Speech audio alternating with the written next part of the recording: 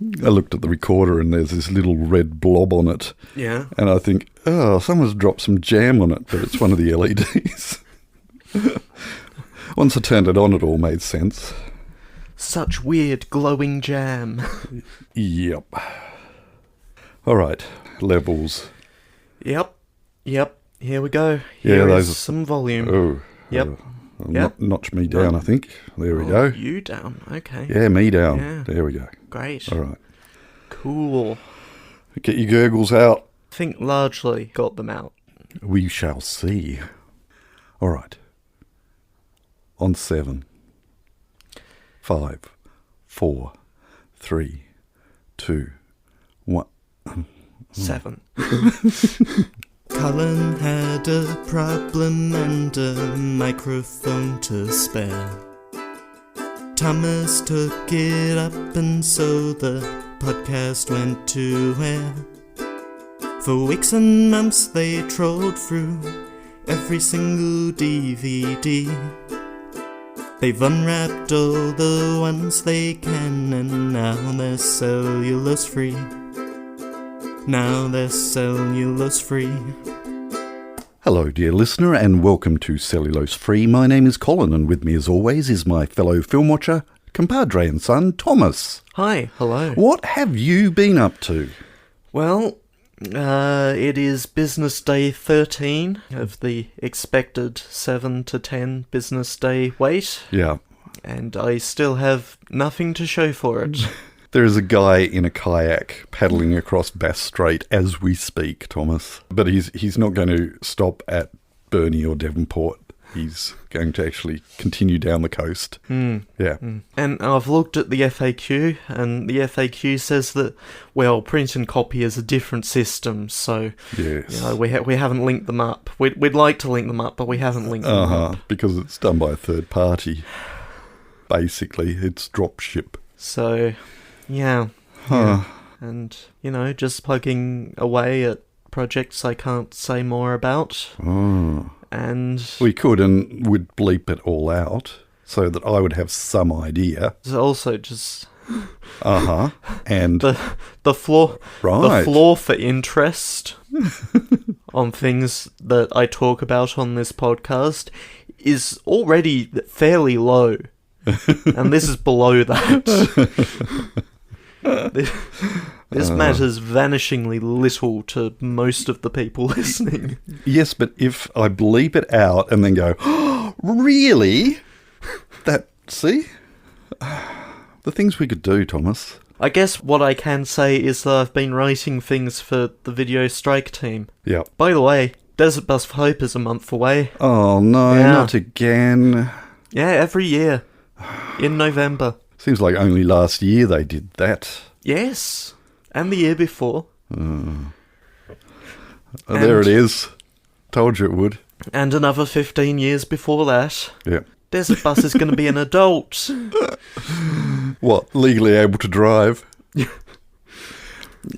Itself. Yes. From Tucson to Vegas.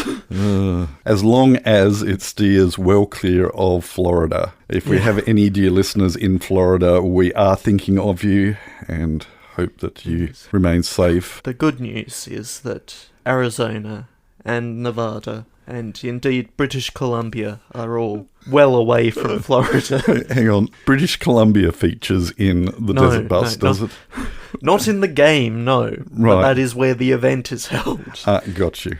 That is somewhat distant from Florida. Yeah, no, it's terrible what's happening in Florida. Just got done with one and a worse one comes along. Yeah, we do have friends in Florida. They are a bit north of Tampa and inland, but there's a mechanic of all things that I follow on YouTube who's fairly close to where things are all meant to strike, and their home is further inland, but the workshop is most likely going to be hit with the winds at least. Got another content creator that I follow who's had a tree fall through the roof of his house, and it is also, because, you know, there's a lot of water involved when a hurricane happens, has flooded his house, including the basement where his collection of stuff related to his channel was. Oh dear. Yeah, it's bad. It is.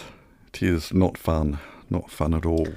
But it's not so bad over here, No? where I have done very little of note, and I suspect that you have also done little of note, but I am going to ask anyway. How about you? Well, I have at least taken advantage of the somewhat fine weather that we've had in the last couple of days, both days of which I have had appointments, and both days those appointments were in town.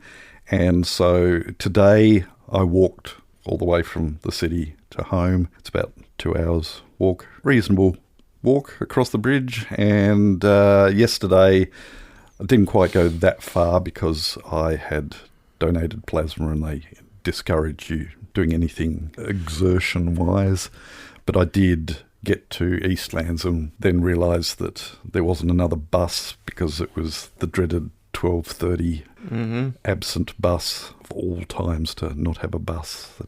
We're about a year and 2 months into our temporary service adjustment. It's criminal.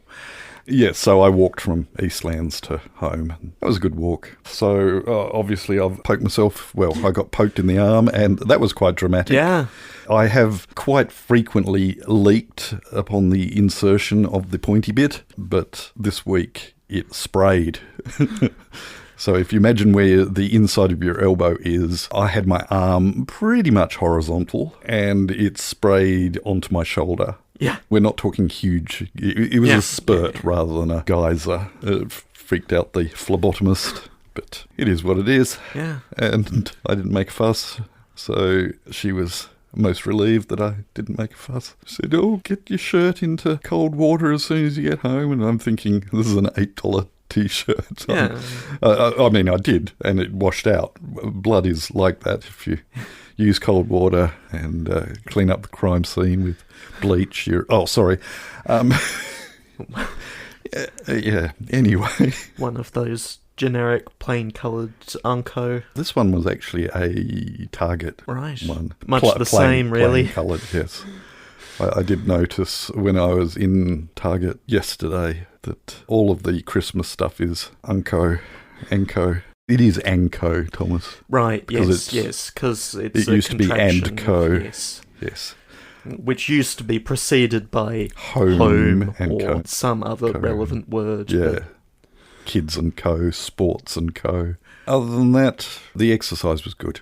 And the weather has been kind, finally. In fact, I'm sitting here in shorts as we record, still being a bit befuddled by the fact that the time doesn't feel quite right. Yeah. We have just gone into daylight savings last weekend, and so we're an hour ahead. Yeah, and everything that I watch has become, relatively speaking, an hour later, and a month from now it will become an hour later still. Everyone else comes off it. Yes. Anywho, so that's our lives and weeks. We have a film to watch. We do. It was a film that was suggested by Entu Osferatu. Yep. And it is well and truly on the shelf. Yes. In fact, there are 2 versions of it on the shelf, and we could even, if we wanted to, watch it on Digny Plug, I think. I think it's sitting on Digny Plug, but I am wanting to watch the Blu-ray version of it because I don't think I've actually watched it on Blu-ray. What are we watching? We are watching Ladyhawke. Please tell our dear listener what Ladyhawke is all about.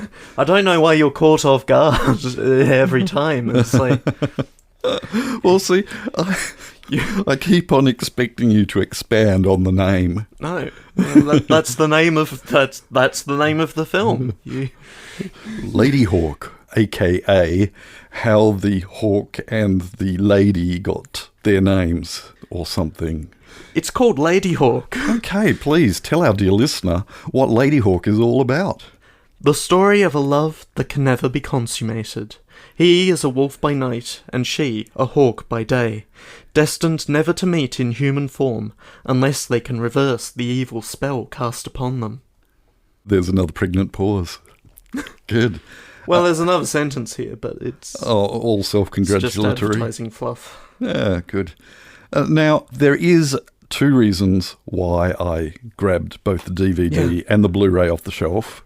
The Blu-ray is a fairly new edition. I suddenly thought it is getting harder and harder to get new copies on Blu-ray as they disappear. Fox is under Disney now. Yeah. And Disney have shuttered their home video Exactly. in Australia. So I am selectively, where I can, replacing my DVDs with Blu-rays, just because at the moment I can. The text on the back of the DVD is slightly easier to read the plot synopsis. Oh, yes. Now, but the other thing that I want you to look at, on the DVD, tell me what the running time is. That running time is 116 minutes. Okay, now look at the Blu-ray. That is 121 minutes. That's a discrepancy, Thomas. That is a discrepancy. Does that mean that the Blu-ray has extra scenes in it? I don't know. Okay, Thomas, in your head, multiply the length of the Blu-ray by 24 frames a second. Yeah. No, it's going to be a frame rate difference. Yep. What we're saying here is that modern technology has progressed such that frame rate doesn't necessarily need to be related to electrical frequency. There is that, but the transfer of the film, which was released at cinemas at 24 frames a second, is finally on Blu-ray able to be played back at 24 frames a second. But in the case of PAL DVDs and when they were shown on television, they didn't try and fiddle with anything. They just sped it up a little bit. At least one wonky frame every second. Yeah, they're not going to do that. You're not doing that. No. You just scan it and then play 25 frames a second for PAL. Now, as far as NTSC is concerned, well, that gets really messy. Yeah, that's, 29.97? Yeah. I love drop frames. Yeah. So they could certainly get away with it with 25 frames a second without you really noticing it. But that explains the discrepancy between the length of the Blu-ray and the length of the DVD. The Blu-ray is as originally intended. Yeah. So to make up for all that time you've just lost listening to us gabble about different frame rates, we should probably watch the DVD rather, because it's a little shorter. Okay, we won't. We're going to watch it on Blu-ray. Thomas is going to take the disc out of its case. Which I'm not entirely convinced is official, just because of the very, very poor print quality of the... I'm sure the Blu-ray itself is official. I'm just not sure the release is official. No, I think the release is official. Right. Yeah, but they have certainly cut down costs as the last dregs of discs are dispensed, because it is in a fairly slim Blu-ray case, which also got big recycling gaps in the back of the case. As in, there's whole swathes of the back case missing, so that there's less plastic to recycle. Yeah. Thomas is going to take the disc out of that crazy case. He's going to put it into the Blu-ray player. We're going to watch it and come back and talk about it. So we shall catch you on the flip side. Turn to side B, or A, or C, because despite what the back of the case will tell you, it's in all three regions. It is. And turn to side hawk or turn to side wolf. And is the wolf a mongrel? I know who a mongrel is. Anyway, roll the tape. No, we're watching a Blu-ray. We've been over this. Sorry.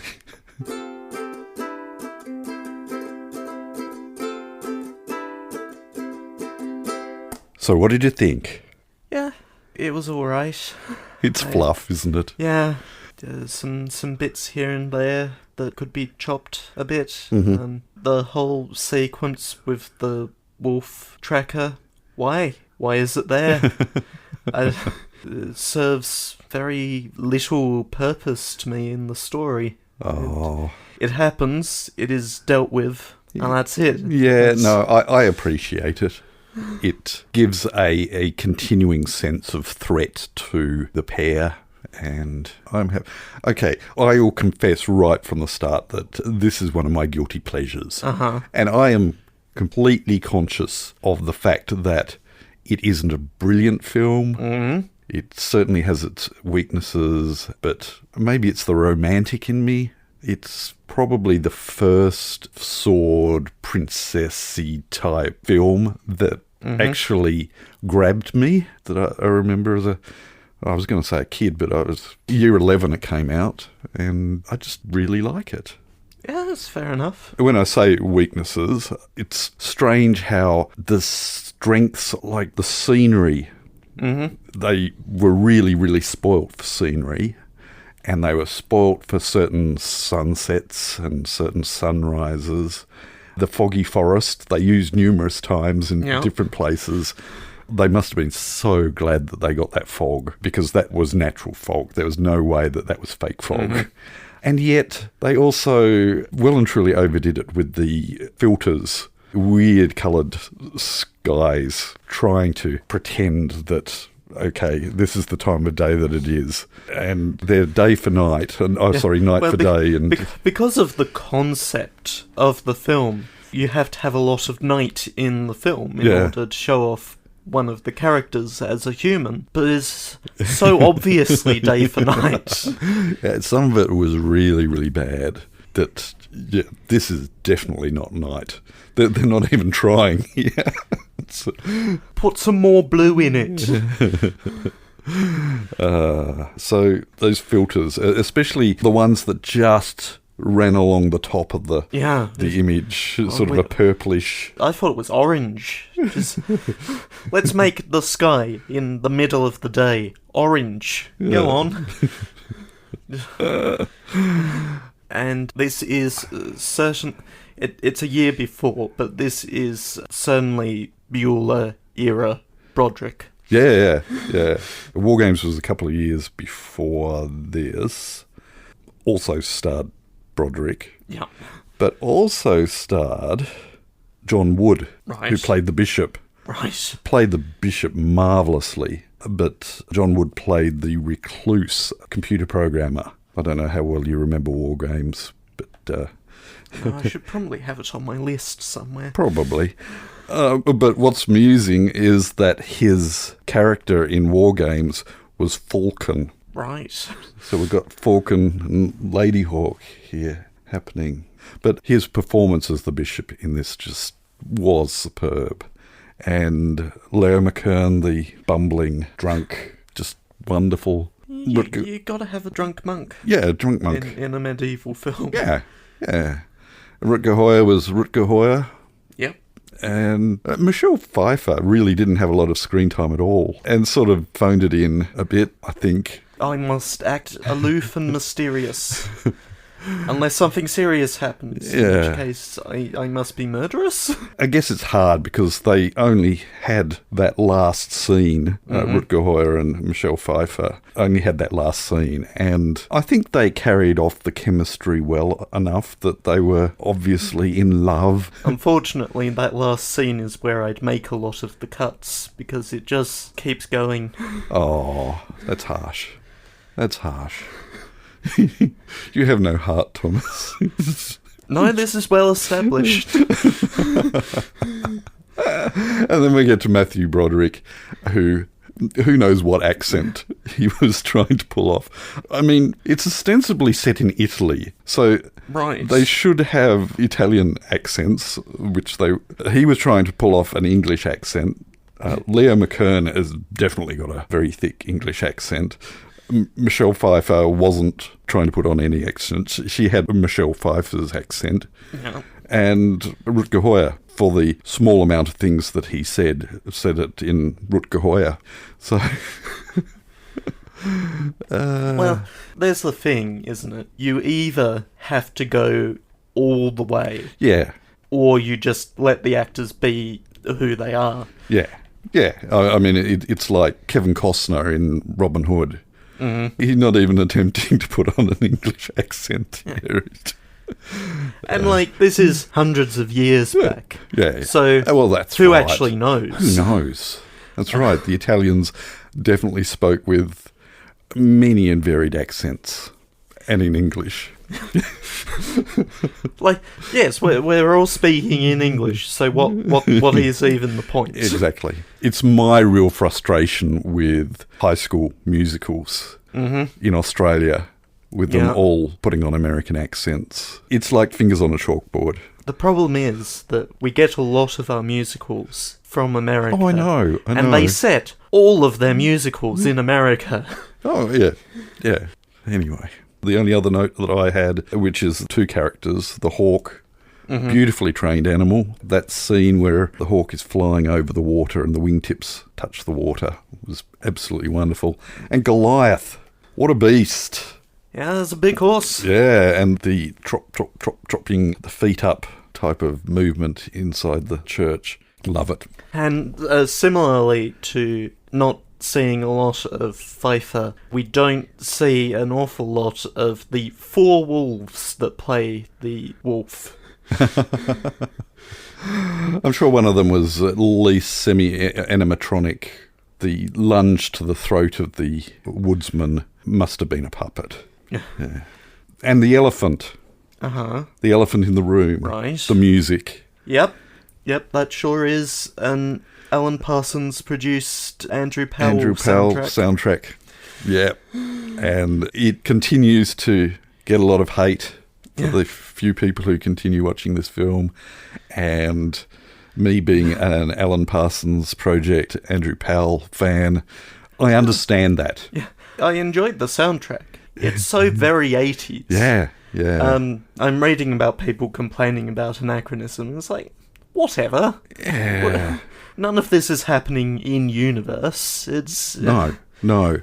And that can certainly be told by the costuming in it as well.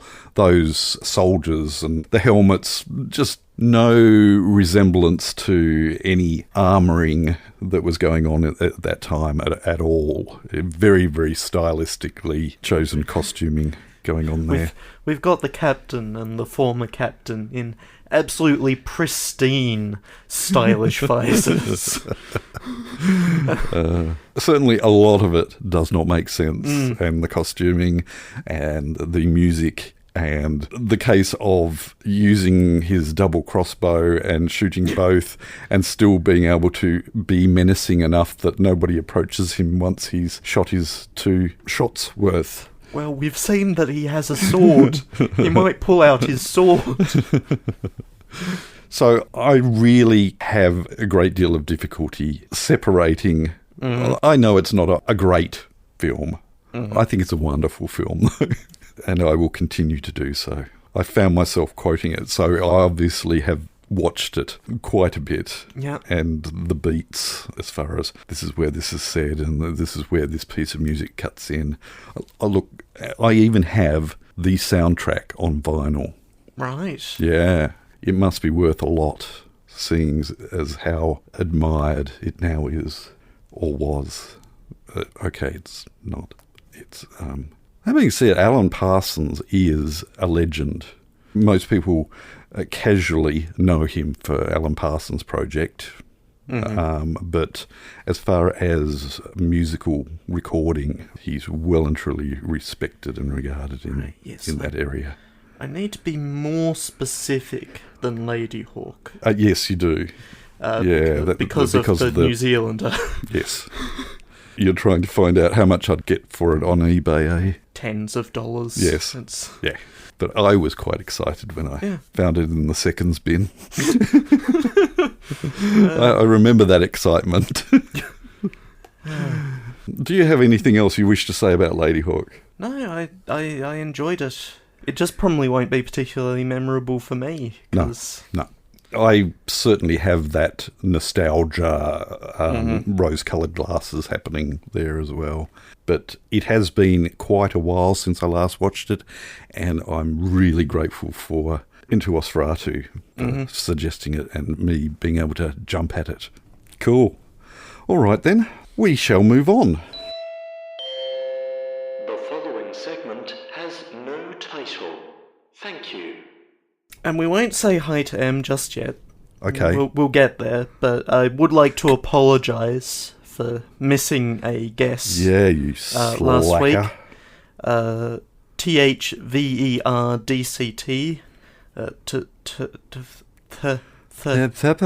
Verdict.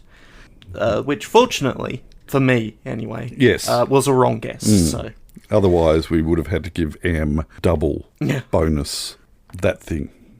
that I can never remember. But we will start proper over on Discord with Entwosferatu, Hi, Entwosferatu. who says, I listened to last week's Too Late comment. I blame Satisfactory, which is a factory building game. You are on a planet. Ah, okay. Right. I think possibly sort of like Factorio, but with height. Okay. So like Sim Tower then? No. No. I am still surprised that there hasn't been an uprising or revolt in the house, what with the continual ape movies. Yeah. Probably for the best to stop now. I was quite impressed with how long Raven stuck with it. Yeah. Yeah. So there was somebody who was interested in watching it with us. Yeah. At least. And one who would normally join us but had got it into their head that this isn't going to be fun, and I think missed out. At least on the first one and two. There is fun to be had in there. Yeah, but as Entwosferatu then goes on to say, probably for the best to stop now. I hope the Ladyhawke doesn't disappoint. I haven't seen him forever, and now I'm wondering if we get a Matthew Broderick ye olde accent. We certainly got something. Yeah. I absolutely adore his performance in this, right from the start, where he's sort of squeezing through the sewer and his conversations with God. It's wonderful. And I have heard rumours of who was initially approached to play his part, and you can Google it yourself, but for all his questionable accents, he just was right for this. So thank you again. E of Pie Hi, E of Pie. says, I was only half listening to the synopsis, and for a moment I thought it was the plot of an Animorphs book or fanfic or something. Yeah, everything was based on this. All of those things were based on Ladyhawke. It's never happened before. Continues, I had a bet with myself if my comment in the sci-fi channel of the Loading Ready Run Discord about abbreviating starship names for t-shirts sounding like title guessing would make it in, which it seems I lost. Yeah, for Discovery, for t-shirts, Disco. did Disco. Yep. And then Lower Decks riffed on that by doing Ritos for the Cerritos. Oh, okay. Right. And yes, that does sound sort of vaguely like what you're doing with the file names. Yep. I hadn't realised you wanted it to make it into the podcast, is the thing, because it was in a completely different channel. And I just... Never mind. I like it. Cool. Entwosferatu says, far fewer aliens in Ladyhawke, if I remember. Yeah, one or two less. Yeah. Over on Facebook, Helen Hi, Helen. says, you'll notice that I have generously given a lengthy comment again. Sorry or not sorry, whichever is needed. Oh, dear. We could make this into a movie. 10 minutes into my walk/listening of the podcast, and I fear that my journey will be too long for the podcast, as Colin and Thomas threaten to watch a blank screen, although as it turns out this probably would have been better than watching the movie. Yeah, possibly. 20 minutes into my walk/listening of the podcast, and I realise that I am going to have to remember to look up Wilhelm scream, but I worry that I will forget to do so. Although, as it turns out, I needn't have worried because I am unexpectedly reminded again at the 37-minute mark. 30 minutes into my walk/listening to the podcast, I learned my lesson about changing my mind at the last minute, although, as it turns out, I have also learned the opposite lesson before, so how is one supposed to manage such contradictory life lessons? It's a struggle and a battle from the womb to the tomb. I think that might be a Ladyhawke reference there. What's that? The thing about contradictory life lessons. No. Oh, it could be. Because, yes. Yeah, okay. Yeah, because Broderick's character did say that. See, I hadn't thought of that and was just thinking that, yes, there have been, yes. 35 minutes into my walk/listening to the podcast, I have Ladyhawke at Leo McKern. Although, as it turns out, I have probably seen it more often than Thomas and have seen Leo in other things. Yeah. Well, Rumpole, really. Yep. Have you watched A Planet of the Apes before? Does anyone remember what file name that had? We'll come back to this. We will come back to that. Helen does have another comment here, but I am putting it off because it is 10:09. Yes. Finally, M Hi, Em. over on Twitter says, yeah, that's fair, in regards to us not being able to name a good episode. Still, thank you all for the input. I'll figure something out eventually. Yeah, I still have no answer for you. No. Get a couple of D20s and roll those. Which will take us up to the guesses. It will. And we have 4 guesses. Wow. From each of our contributors. We do, yes. Starting with Entwosferatu, who has suggested POTA 2001. POTA 2001. Mm-hmm. Which I think is a perfectly reasonable guess. It is a very reasonable guess. Far more reasonable than mine. Oops. That's foreshadowing. M has gone with Apes 2001, which is similarly incorrect. But far better than what I ended up with. E of Pi has gone with Last Apes, being as it is our Last Apes episode, but it's not typically the sort of thing that you're thinking about when you're writing a file name. No, but still far better than mine. And E of Pi did say that Entwosferatu's was more likely to be correct, but went for something funny instead. Yep. Entwosferatu was medium confident, and I'm sorry to let down your confidence there. Yeah. Which leaves us with Helen, who says it was probably a 6-letter one if it was a long time ago. The other Planet of the Apes movie. The original one. That we saw. Yeah. Which means that Plunt Apes is not likely to be a duplicate. Huh. Well, In our document here, Yes. I have linked Helen's guess to the document for the original Planet of the Apes movie that we watched just some 3 months ago, where you will find that the file name for that episode was PLNTAPES. it was. As you suggest. As you suggest.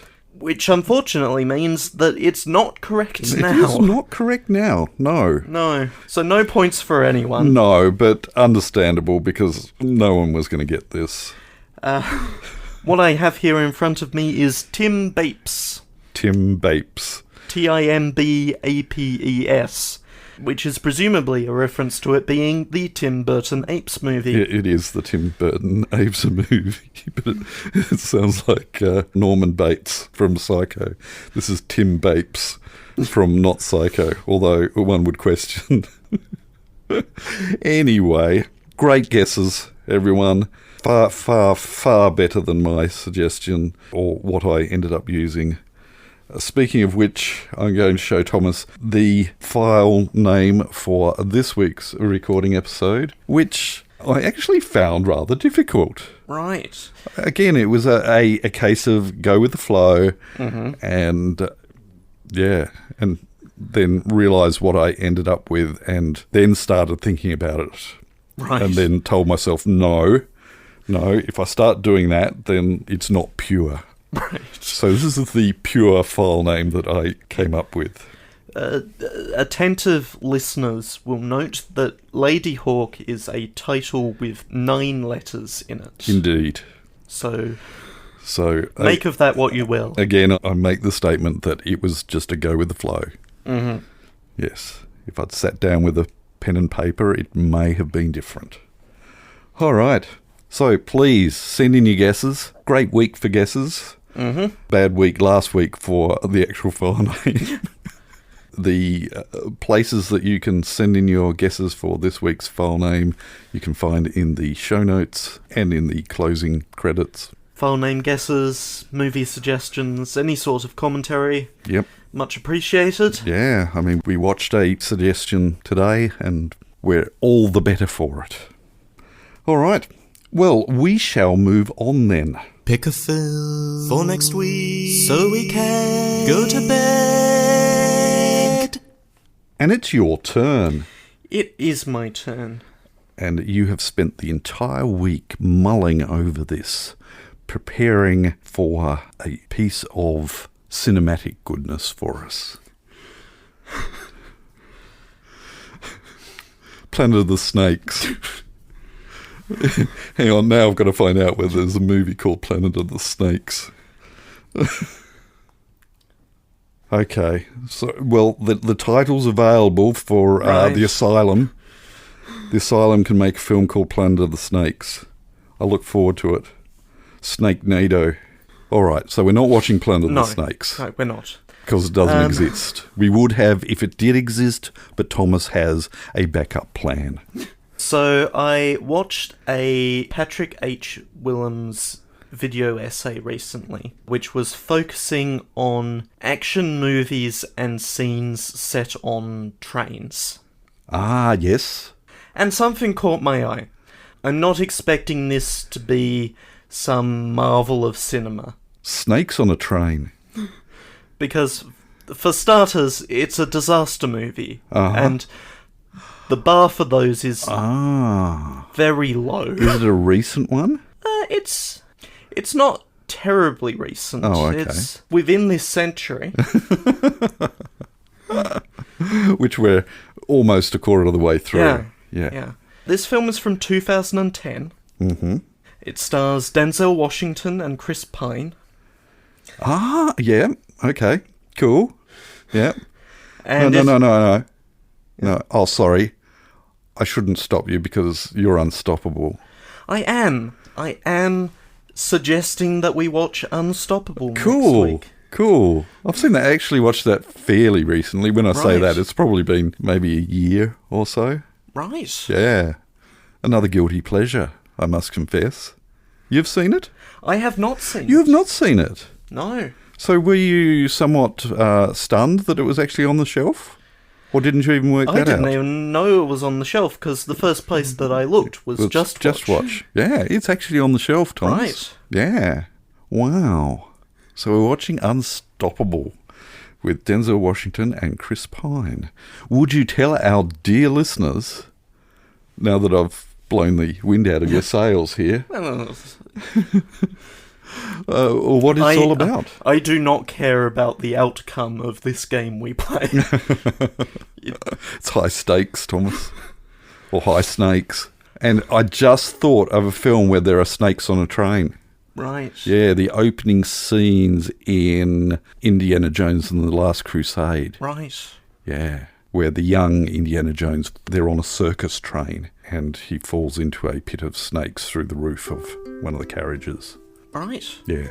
Sorry. Back to Unstoppable, which I've stopped him on a number of occasions.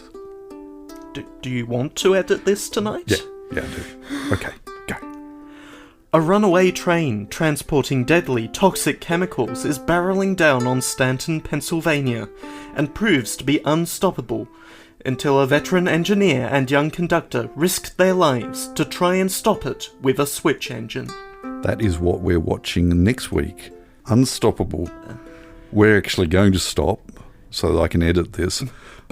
Based on a true story in which nobody dies.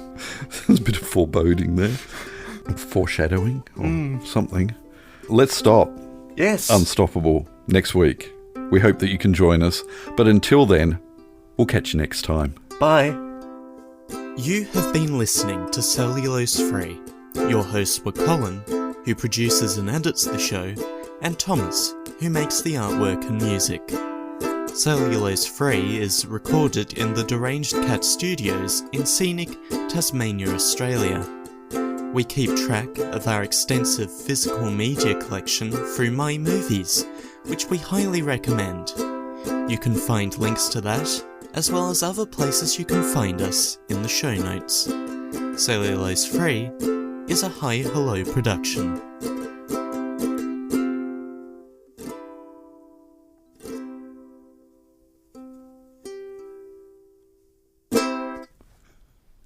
Toot toot. Dun, dun, dun, dun, dun, dun, dun. Dun, dun, dun, dun. Dun, dun, dun, dun, dun, dun, dun, dun, dun. Dun, dun, dun, dun, dun. Dun, dun, dun, dun, dun, dun, dun, dun. Dun, dun, dun, dun, dun, dun, dun, dun, dun. Dun, dun, dun, dun, dun, dun. Dun, dun. You really do want to edit this tonight, don't you? Dun, dun, dun, dun, dun.